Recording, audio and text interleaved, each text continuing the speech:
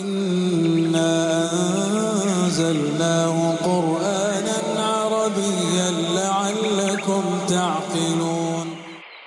أعوذ بالله من الشيطان الرجيم.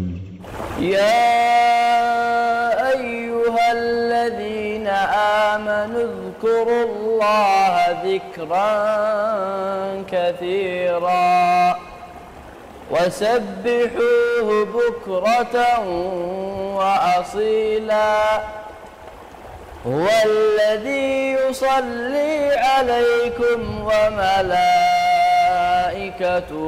ليخرجكم من الظلمات إلى النور وكان بالمؤمنين رحيما.